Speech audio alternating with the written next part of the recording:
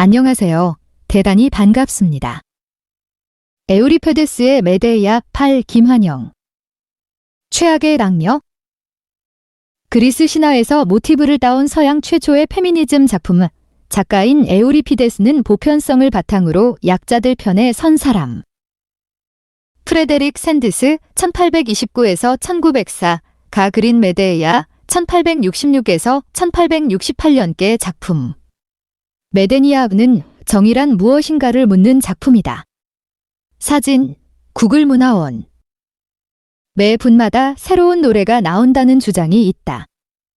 천문학적인 수치로 쏟아지는 대부분의 노래는 사랑을 주제로 삼는다. 최소한 50에서 60%, 사실상 99%라는 이야기도 있다. 사랑 노래 중에서도 손꼽히는 명곡은 에디트 피아프 1915에서 1963가 작사하고 노래한 사랑의 찬가 1949. 다 가사는 이렇다. 푸른 하늘이 우리 위로 무너질 수 있다. 그리고 땅이 꺼질 수도 있다. 내가 나를 사랑한다면 조금도 중요하지 않다. 나는 온 세상을 무시한다. 사랑이 내 여러 아침에 흘러 넘치는 한. 내 몸이 내 손 아래에서 떨리는 한. 이런저런 문제는 내게 별로 중요하지 않다. 내 사랑이여, 내가 나를 사랑하기 때문이지. 나는 세상 끝까지 갈 것이다. 머리를 금발로 물들일 것이다. 내가 요구한다면 달을 따러 갈 것이다. 거금을 훔치러 갈 것이다. 내가 요구한다면 내 조국을 부인할 것이다. 내 친구들을 부인할 것이다. 내가 요구한다면 사람들이 나를 비웃어도 된다. 나는 무슨 짓이든 할 것이다. 내가 요구한다면 내 조국을 부인할 것이다. 내 친구들을 부인할 것이다. 내가 요구한다면 사람들이 나를 비웃어도 된다. 나는 무슨 짓이든 할 것이다. 내가 요구한다면 만약 어느 날 삶이 내게서 너를 빼앗아 가도 내가 죽고 내가 나로부터 멀리 있다고 해도 별로 중요하지 않아. 내가 나를 사랑한다면? 왜냐면 나도 죽을 것이기 때문이지. 우리는 영원을 우리 몫으로 갖게 될 것이다. 모든 영원함의 푸르름 속에서 하늘 안에서는 문제가 더 이상 없다. 내 사랑이여, 너는 우리가 사랑한다고 믿는가? 하느님께서는 서로 사랑하는 사람들을 다시 만나게 하신다. 어떤 사람은 다소 섬뜩한 느낌을 받을 수도 있는 노래다.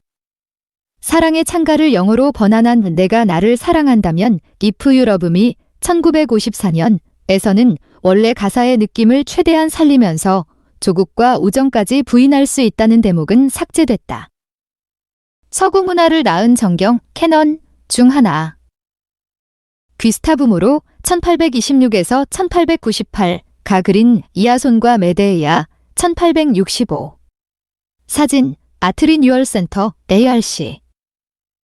사랑하는 남자가 죽으면 따라 죽겠다는 사랑의 찬가의 여주인공이 만약 배신을 당한다면 어떻게 반응할까?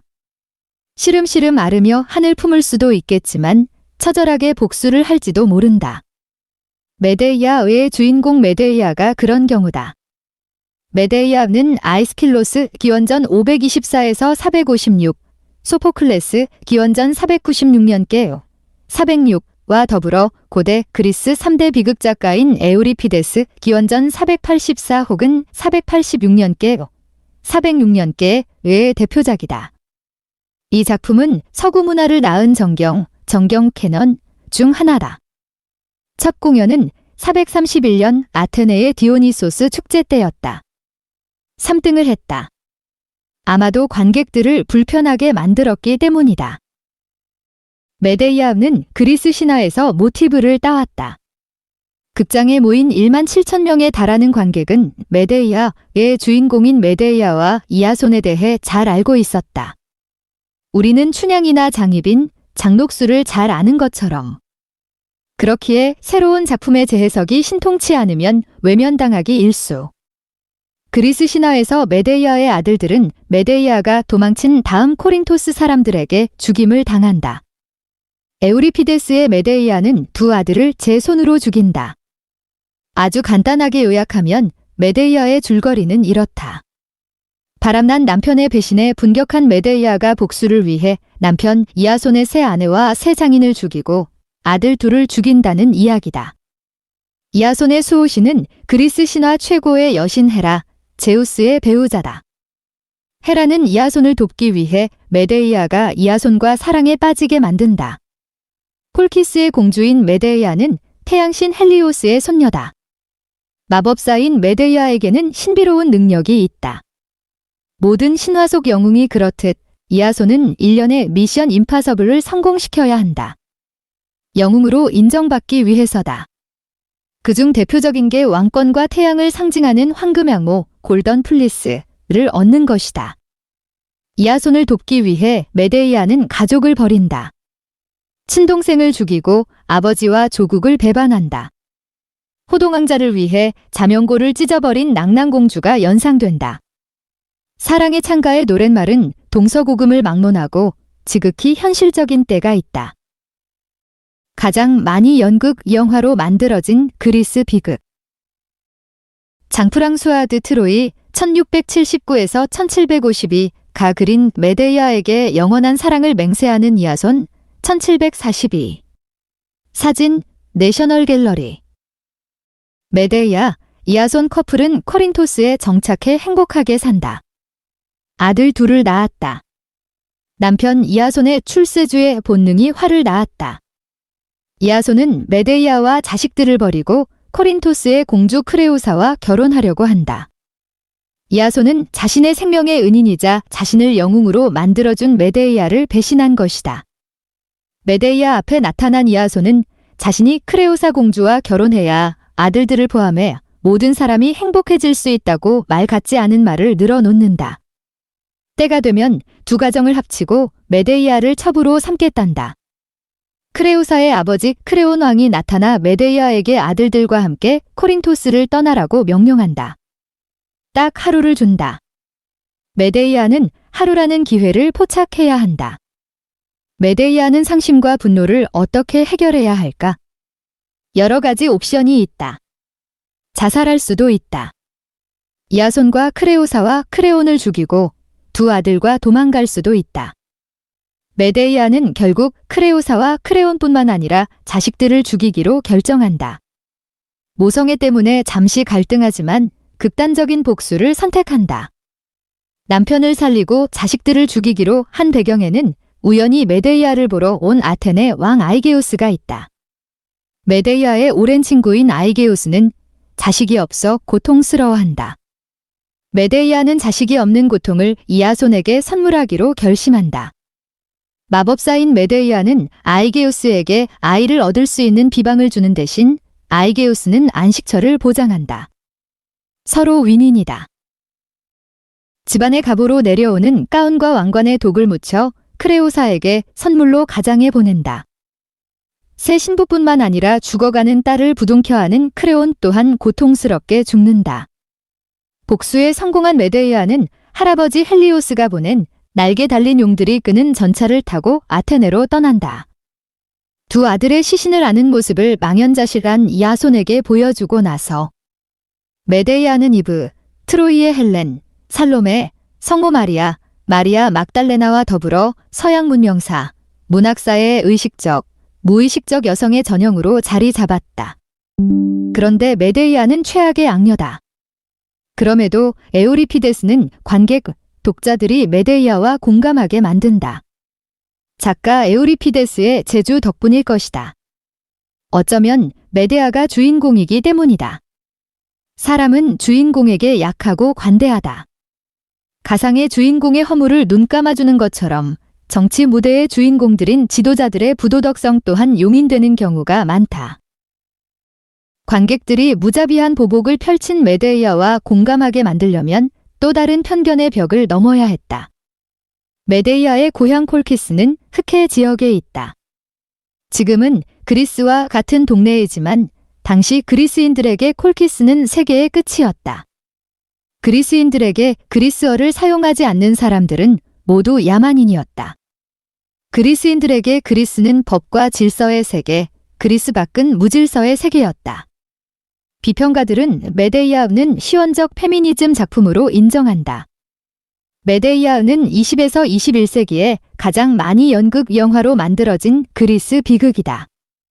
메데이아는 미국에서 연극 뮤지컬 분야 최고의 상인 토니상, 토니 어워즈를 3번 1948, 1982, 1994이나 받았다. 페미니즘 운동의 발전과 메데이아의 메시지가 맞아떨어졌다. 이런 식의 해석이 가능하다. 메데이아는 남성이 지배하는 가부장적인 사회의 희생자다. 메데이아는 모든 여성을 대표해서 여성에게 가해진 남성의 잘못을 보복한 것이다. 메데이아는 능력이 남성 영웅과 대등하다. 지적이다. 남을 조종하는 데 능하다. 그는 겉으로 드러난 혹은 감춰진 인간의 약점과 욕망을 파고든다. 메데이아는 서양 문화가 우리나라 문화와 어떤 점에서 다른지를 보여주는 인물이기도 하다. 흔히 우리 문화를 한의 문화라고 한다.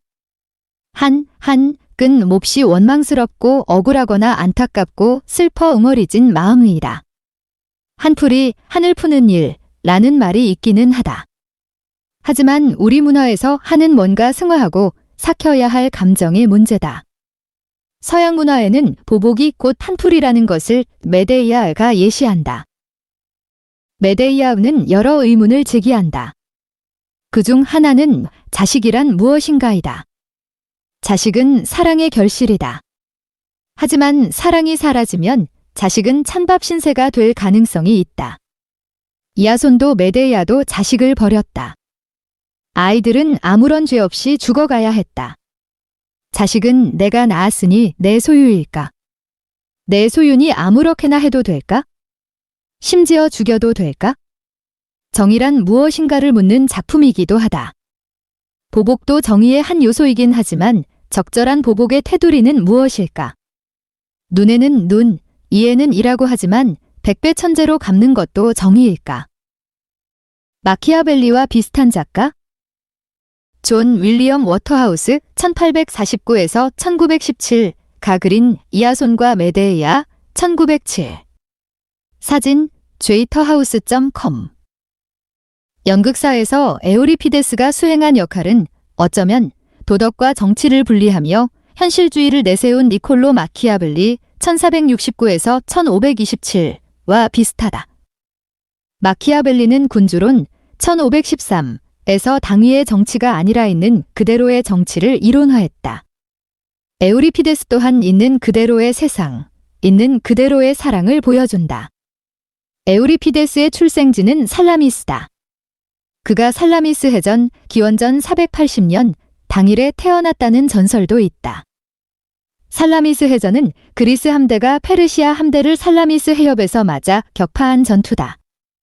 이 해전은 페르시아 전쟁 기원전 490에서 449에서 그리스가 승리하는 결정적 계기가 됐다. 머지않아 그리스는 펠로폰네소스 전쟁 기원전 431에서 404에 휩싸인다. 이 전쟁은 아테네 주도의 델로스 동맹과 스파르타 주도의 펠로폰네소스 동맹 사이에 일어난 전쟁이다. 결국 아테네가 스파르타에게 밀린 전쟁이다. 에우리피데스는 펠로폰네소스 전쟁의 결말을 못 보고 별세했다. 페르시아 전쟁과 펠로폰네소스 전쟁, 두 전쟁 사이의 그리스, 아테네는 가장 창의적인 시대를 구가했다. 얄궂은 일이다. 그 시대 그리스 사람들은 싸우면서 새로운 문화를 창달했다. 기원전 408년 펠로폰네소스 전쟁 23년 차였을 때 에우리피데스는 마케도니아의 아르켈라우스의 초청을 받아 아테네를 떠난다. 아마도 자신을 알아주지 않는 아테네, 그리스에 대한 실망이 원인이었겠지만 그가 마케도니아에는 가본 적도 없다는 설도 있다. 에우리피데스는 회의주의였을까 아니면 확신주의자였을까? 그는 신에 대한 회의로 가득 찬 인물이었을까? 그는 신성모독죄로 고발되기도 했다. 그는 서양 최초의 페미니즘 작품을 썼지만 여성을 혐오한다는 비난을 사기도 했다. 언제나 그렇듯이 결국 판단은 독자의 몫이다. 메데이아와 같은 작품을 독자가 직접 읽어보고 직접 판단해야 한다. 에우리피데스가 쓴 작품은 92편이다. 어떤 20세기 추산에 따르면 67편이다. 그중 남아있는 것은 18편 혹은 19편이다. 레소스?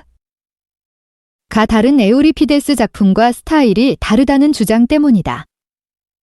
가장 비극적인 시인 외젠 들라크루아 1798에서 1863가 그린 자기 자식들을 막 죽이려는 참인 메데이아 1862 사진 의요크 프로젝트 위대한 극작가 고대의 셰익스피어라고도 할 수 있는 그에 대해 확실하게 알려진 게 거의 없다. 부유한 가정에서 태어났다는 설과 어머니가 시장에서 약초를 팔 정도로 비난한 가문 출신이라는 주장이 맞선다. 그는 2번 결혼했는데 2번 다 결혼 생활이 비참했다는 이야기도 있다. 은둔자의 삶을 선택했는데 해안가에 있는 동굴에서 홀로 살았다는 주장도 있다. 에우리피데스는 철학자 소크라테스 기원전 470년께 399, 소크라테스의 제자 플라톤 기원전 428년께 347년께과 비슷한 시대를 살면서 고민했다. 그들의 시대는 공포, 비관, 회의, 혼란의 시대였다. 물론 인류 역사에서 그렇지 않았던 적이 있었는가 하는 생각도 든다. 아리스토텔레스 기원전 384에서 322는 에우리피데스의 작품이 자신이 제시한 드라마의 원칙과 잘 맞지 않았기 때문에 에우리피데스를 좀 못마땅하게 여겼을 수도 있다. 그럼에도 에우리피데스의 위대함을 부인할 수 없었기에 아리스토텔레스는 에우리피데스를 가장 비극적인 시인이라고 평가했다. 에우리피데스는 아테네 사회를 비판했고 아테네 사람들을 불편하게 했다. 아마도 상당수 한국 독자들에게도 메데이아는 불편한 작품으로 읽힐 가능성이 크다. 메데이아는 1세기 로마에서 재발견됐고 16세기 유럽에서 재발견됐다. 메데이아가 끊임없이 재발견되고 부활하는 이유는 에우리피데스가 항상 여성을 포함해 사회적 약자에 섰기 때문이다. 그는 보편성을 바탕으로 약자들 편에 섰다. 메데이아는 부정의한 불공평한 사회나 국가체제의 정의를 위해 어느 정도까지 개인적 복수가 가능한가를 묻는 작품이다.